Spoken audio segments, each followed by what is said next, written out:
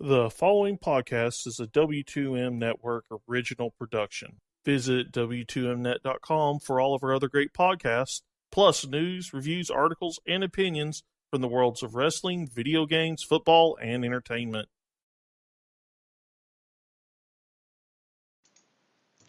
Hello and welcome to another episode of Soccer to the Max. As I caught myself on mute there before I started talking. So it's better than realizing that we were on mute for 10 minutes like I did on another show we just did. But so, yes, we are a day removed from the U.S. men's national team hurting us all and hurting themselves and hurting soccer perhaps in this nation for a long time. But we talked about that. If you didn't get to hear it, thank you for everybody on YouTube that has put us over 1,000 views right now. And, keep them coming. And I hope anybody that's new enjoyed the podcast. I know Matt added a lot. Normally he is not there, unfortunately. But the three of us try to put up a good show every time we do this. We do it 2 times a week. This time we're getting 3 from us. And we're going to make this more MLS, NWSL, and even some U.S. Women's National Team focus because they released their roster for the 2 friendlies that are taking place in October. So, guys, are you feeling any better or worse after yesterday? 24 hours later, and I'm still itchy. Rachel? 24 hours later, and I'm still so sad and just angry. All I've done today is listen to I don't know how many podcasts and read articles after article about all this, and I still can't believe it. Sometimes I look at those results and I'm like, this really happened. This really happened. We're going to have to wait at least 2 years till we have something that really matters, but it's the Gold Cup, so, but hopefully the under-23 team will qualify for the Olympics this time, I guess. Who knows? But, all right, so Houston did have a game with Sporting Kansas City. It resulted in Houston winning without their big players from Honduras who are celebrating. And Sporting KC did not have Tim Melia either, or Matt Beasler, or Graham Zuzi. And so Houston wins after an own goal from Sporting KC. So Houston puts themselves in a way better shot at making sure they get into the playoffs in the West. And we're coming into 2 weeks of every game is on Sunday. Starting with this Sunday. I think Fox has the first round of they're going to be showing every game, or I don't know how that works. And then I think the decision day next week is going to be ESPN has everything. So, Fox has some kind of thing where they're going to be keeping tabs on all the games, but FS1 has one game at 5, and then the other has another game later at 7:30. So let's, I guess, look at the playoff race here really quick, guys. For the East, everybody's just jockeying for position. Right, exactly. They're seeding. Yeah. Orlando. I'm not as mad at you as I am at some other team that's farther up north, Ben. But you broke my heart a teeny bit. You're still mad at Ben. I'm sorry. What do you think of Kaka? I'm not surprised because I know he's probably just going to call it quits completely.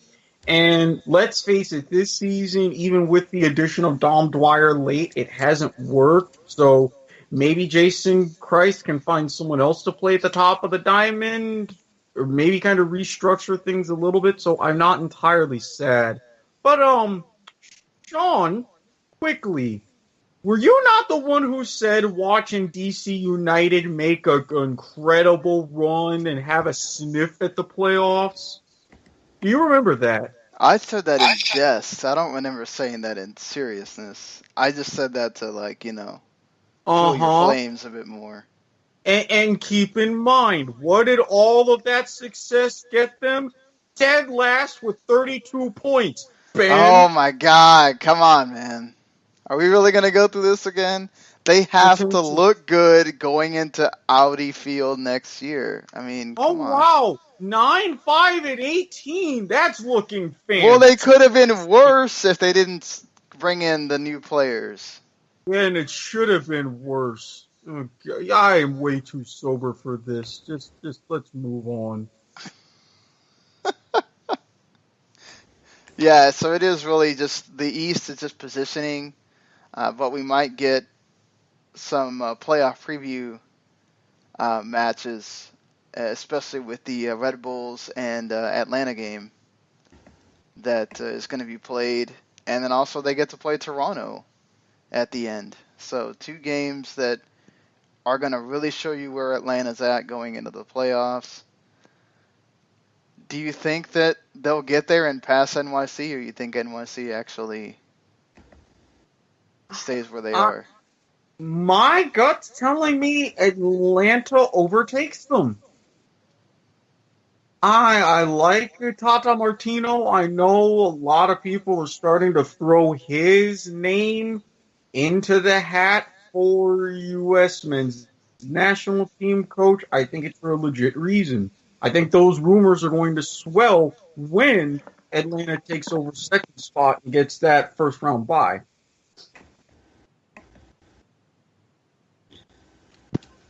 So I had to let the dog in the room because, he won't stop whining if I don't. So, yeah, I mean, the East is going to be interesting just because there's going to be, you've got 4 teams separated by 6 points. And, if Atlanta loses one or Chicago loses one, Columbus could move up. And then that depends on whether you get the home game in one of these, the wild card games and all that. So these games on Sunday are going to be interesting for them. All the other teams behind the Red Bulls are now eliminated: Montreal, New England, Philadelphia, Orlando, and DC. And then you get into the West, and this is going to be crazy for these.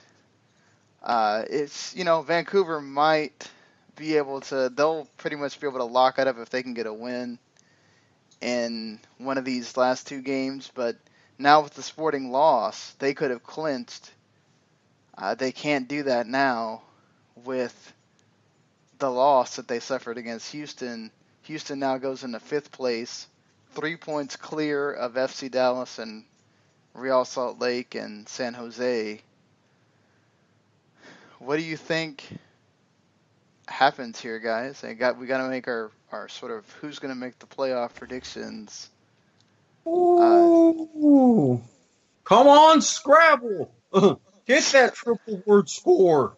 So you got Sporting on 48, Portland 47, Seattle 47, Houston 46, and Dallas is right now in that 6th spot. They play Seattle. And Real Salt Lake, San Jose tied right behind them at 42.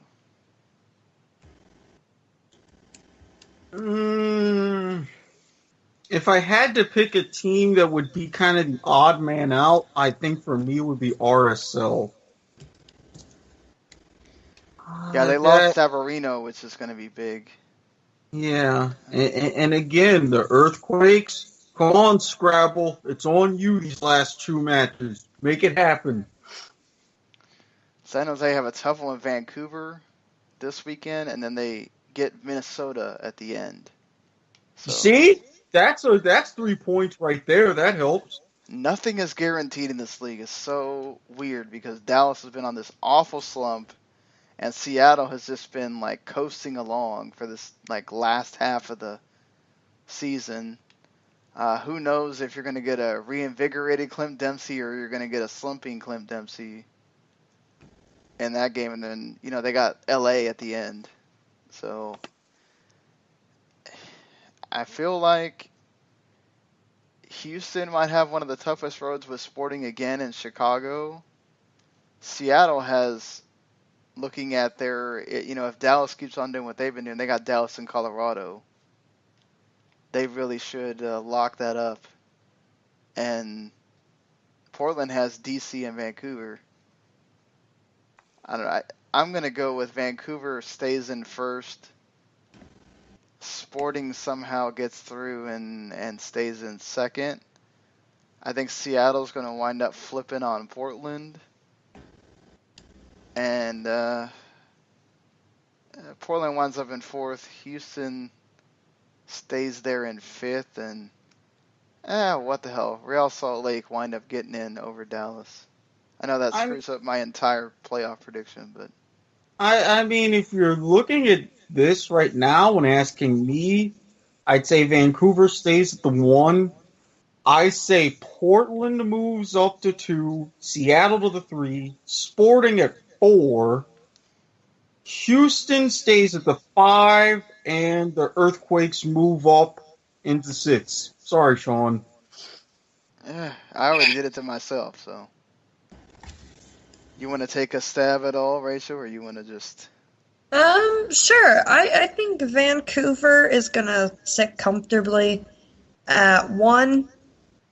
I want to say Portland's going to make it to 2, Sporting KC at 3, Seattle stays at 4, Houston stays at 5, and I'm going to say Real Salt Lake also gets in, just because Kyle Beckerman has been really good as of late. He has, and our team's been rallying around my picky, so it would be nice to see him get in after what that team's done to make this incredible comeback after the firing in the middle of the season and everything else. But yeah, that's your playoff race this weekend is going to should be interesting and fun at the same time. Going to be interesting also to see those TV ratings after the fact to see how the U.S. soccer landscape is affected after the national team went out. Do people just take a backlash to MLS and watch it even less? As some executives at Fox said themselves, initially in jest, but now it's coming to fruition. $200 million down the toilet. Oof. That's some nasty numbers there for Fox, but they still get the World Cup. I mean, people are still going to watch it.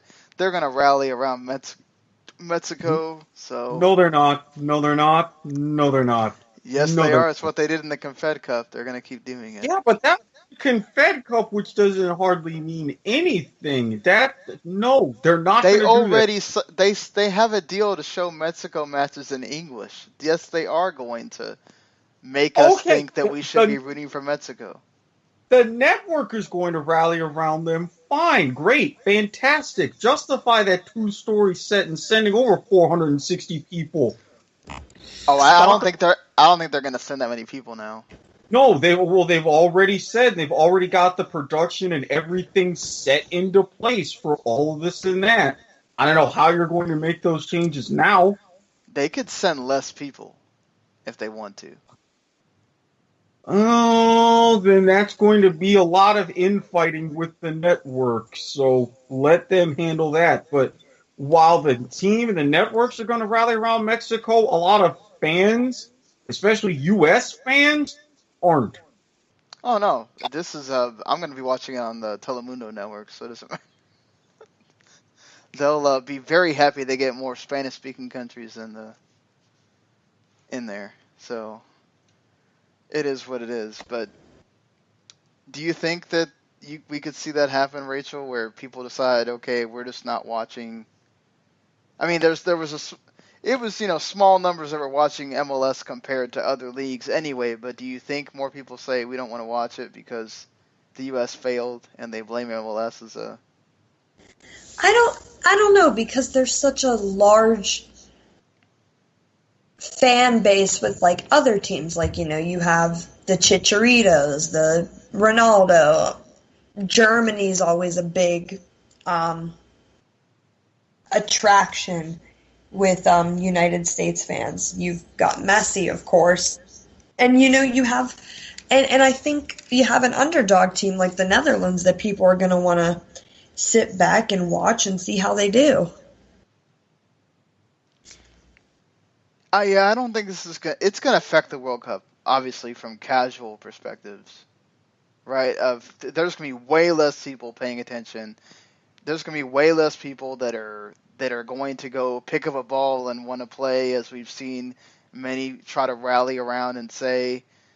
It's not going to affect the soccer diehards like us. We're going to be covering it, so that's different. But the people who don't cover it for something, that are just soccer diehards in general, that love going to bars and participating and doing all that get up at 7 a.m. to watch Premier League matches, or 9 or 10 to watch Bundesliga matches or whatever, they're going to still watch it because they just love watching soccer. But if you were only caring about the U.S. men's national team, those people are not going to probably.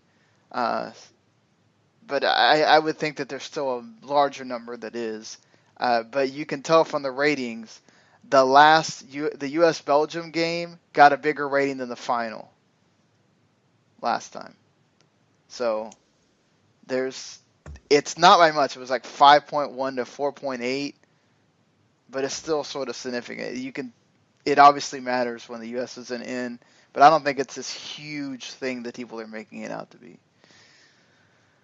Moving on, though, guys, I saw quite a few articles of people saying, hey, you know what? The U.S. men's national team got knocked out, but there is a U.S. women's national team that you can rally around, and they have a World Cup coming up in 2 years, and they're the defending champions. I know we've talked about what Jill Ellis decides to do with these friendlies, and they have named another roster for the South Korea friendlies on October 19th and 22nd. Rachel, what do you think about who got selected here? Seems like a lot of the same what we've been seeing. And that's what bothers me. You've got players that, and granted, I have a lot of respect, and there's obviously a lot of talent with players that were listed, but then you also have these players that have lost the Tournament of Nations, the She Believes Cup, all in the same calendar year against good teams. Yes, this is a friendly against South Korea, and I don't know too much about them, so I can't really say, are they a good team, are they a lackadaisical team? But just a goalkeeper needs to be established, and I don't think it's Alyssa Nair. I think, if anything, Jane Campbell can sweep in. The defense, why on earth is Sofia Huerta listed as a defender? That is honestly beyond me. I like the consistency of keeping Taylor Smith. I think she's been a really, really good addition for the team, but it also doesn't make sense how Megan Klingenberg and Ali Krieger, both Klingenberg is playing in the championship this weekend, and with the Portland Thorns, and Ali Krieger had a really good season with the Orlando Pride, how they're still being ignored. The U.S. Midfielders, Carly Lloyd's coming back, although she hasn't played in a long time. I like that Andy Sullivan is there from Stanford. I think it's good to keep looking at the younger players. No Rose Lavelle, which kind of surprised me. She was on the roster the last time. Maybe she hasn't fully healed. The forwards is where it gets kind of tricky. There's Crystal Dunn, Alex Morgan, Christian Press, Mallory Pugh, and Lynn Williams.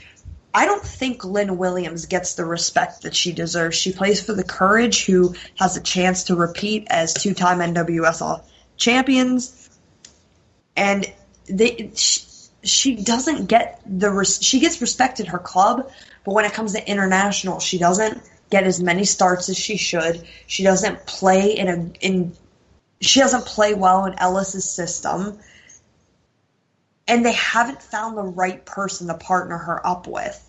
I don't think it's Alex Morgan. If anything, I would put Crystal Dunn and her together. Maybe her and Christian Press. But the U.S. women's national team needs to take some risk. And I wrote an article for W2M Network. Shea Groom. Angela Salem, Caitlin Rowland, all players that deserve a call-up, and it just amazes me. What was it that Taylor Twellman said the other day? The definition of insanity is doing something the same way and thinking you're going to get a different result. That's exactly what Jill Ellis is doing. To be fair, these group of players did play well in those friendlies against New Zealand. It is against the Ferns, so I don't know how much you can take. That's why I'm saying that you got to look at matches like in the Tournament of Nations and in the She Believes Cup against England, France, Germany. That's She Believes Cup, and then against Japan, Brazil, and Australia. Yeah, I mean, especially the Australia game where they just looked like they thought they could walk in and win, and they got beat. I agree with you to the extent of, like, why not use this time before World Cup qualification begins to see if you can try out some folks, some new players. I mean, it's great that Andy Sullivan's coming in, but is that really just going to be one of those where she comes in to get the experience of being there and she doesn't play at all? Because that's what that seems like to me when you got all these other players that have been called numerous times, and you know pretty much who's going to play. I mean, I get it. They need regular time with the national team too to gel and all that stuff, but injuries happen, things take place. They're about to go into an off season now as well, so the next time, when they play Canada next month, they'll now be in an off season because NWSL will be over by then. I mean, use that time to bring in different talent, and that way you have a bigger pool to choose from when the World Cup qualification starts. I know it's a lot easier per se in CONCACAF than even for the men, but still, you just never know what can happen. And as much as over this past time I've gotten on someone like Bruce for sort of over-tinkering when it wasn't necessary, I have to go to the other side of the coin and agree really with both of you. I don't think Jill Ellis is really tinkering enough, because great, you can sort of kind of coast through CONCACAF on the women's side anyways and get a good position and good draw for the Women's World Cup, but you really want to make sure you have fresher, younger faces and really putting out your best 11 at this point of the cycle, and I don't see that happening.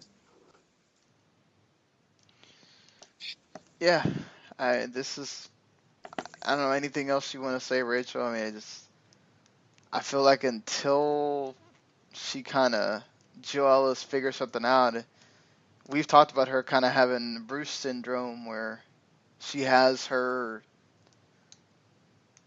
players she likes to pick from, and that seems to be kind of it. Yeah, and I think if anything, too, she needs to mess around a little bit more with the formation and stuff, because obviously formations that are used against Brazil or against Australia aren't going to work. Yeah, it's October 19th, October 22nd. Watch out for those. So not too long from now, we'll be talking about those games, and then they play Canada for 2 in November, and then they have that whole month off in December until January camp for them.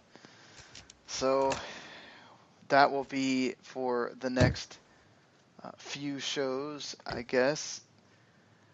Something else to get in here before we leave is the NWSL Championship happening on Saturday. Portland Thorns, North Carolina Courage, top 2 teams playing for the championship. The top 2 teams the entire season, pretty much. And Rachel, what do you think? Orlando breaks my heart yet again. They crashed with just a thud against Portland. Ay. At least there's next year. I mean, what do you think, Rachel? Who do you think's going to end up winning? Do you think the Courage repeat? I think the Courage repeat because they have a sour taste in their mouth from the last time they faced Portland. And I also think that they have a bit of an advantage when it comes to traveling because they are in North Carolina. They're traveling just a little bit down south to Florida while Portland has to take a nice trip across the country down south. I want to give it to the Courage just because I like their team better. I like Paul Riley better as a coach. I think Lynn Williams and Ashley Hatch are just really, really good up front. Again, why I think Ashley Hatch should be the Rookie of the Year over the nominees are Mallory Pugh and Jane Campbell of the Houston Dash. I really think that North Carolina is going to pull it off. They've been the top team the whole year, Erik. It seems like they should be primed to win this thing. Yeah, and I really think they are. I mean, yeah, they needed a little bit of late game heroics in the semifinal, but I think that put them in even a better position to win, knowing that they've just immediately faced this adversity. They do have the easy trip. They're ready to go for whatever the Thorns do throw at them. This could potentially be another close game, although I still think Courage take it, and they take it in 90 minutes. Yeah, I think they take it in 90 minutes as well. I think we're going to have a repeat champion, and I mean, it's certainly Portland has been right up there with them, neck and neck the whole time. So they certainly have the talent and the players to do it, to pull off that upset, and I'm sure they'd love to go back to Portland and go in front of that huge crowd and celebrate.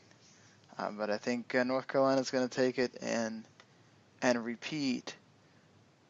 So just want to talk about a few little news and notes, I think, before we get out of here. There's reports already, I'm surprised it took this long, of both Inter Milan and Arsenal wanting to come in for as much as 15 to 20 million euros for Miguel Almiron.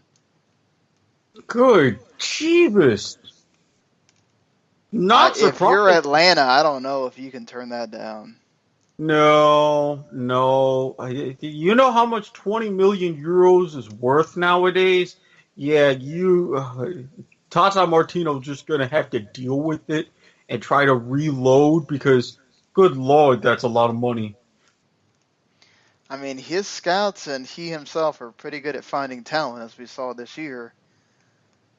That obviously they won't be able to sign anyone until until January.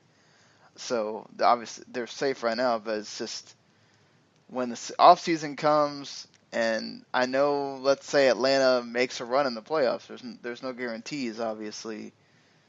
You're gonna wish that you had everybody back with Joseph Martinez, with Villalba, with everybody, but that's a lot of money if either Arsenal or Inter Milan come in for that kind of money. And if you're Arsenal, you better pay the money to outdo Inter Milan because you need attacking talent at this point. This is still Arsene Wenger we're talking about. But he likes the kids. But he also is cheap. Well, it's not him that's cheap. It's Stan Kroenke that's cheap. But I mean, something's got to give. It's either you pay a lot for a kid or you stay cheap. You can't do both. There's no way that Atlanta can really say no to that kind of money, right, Rachel? I mean, that kind of money for an MLS player? I mean, no, come on. Take the deal. Real Monarchs have won the USL Shield, the second Real Salt Lake, or the second MLS-owned club to win 2 years in a row, they defeated the Vancouver Whitecaps to they drew with them to get their actual points they needed. So now they go in as champions into the USL playoffs to try to win the USL Cup. The Red Bulls too won the Shield last year and then went on to win the whole USL Cup as well. So interesting that this is starting to work out for these MLS clubs tying themselves to USL. Yeah, and I mean, this is really going to say something as far as with the NASL's case, but this, at the very least, it's giving MLS an extra boost. And at worst, it's like, maybe these NASL teams look for better competition and go right to the USL.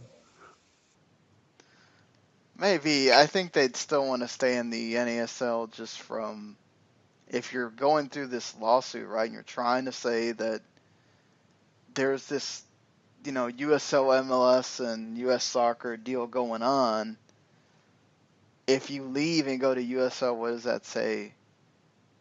What does that say about you? True. But one last thing about USL, Orlando City B, you're 1 point out with a match to go. Sorry, Cincinnati, but I can't root for you this time. Something's got to give. Hey, at least you're sticking with it and still going for the B team. They can make it. And let's hope for the. I mean, they're already qualified, but let's hope that the U.S. Under-17 men's U.S. team can defeat Colombia or get a draw with Colombia and stay atop Group A. Exactly. Go in with momentum and oh God, Richmond,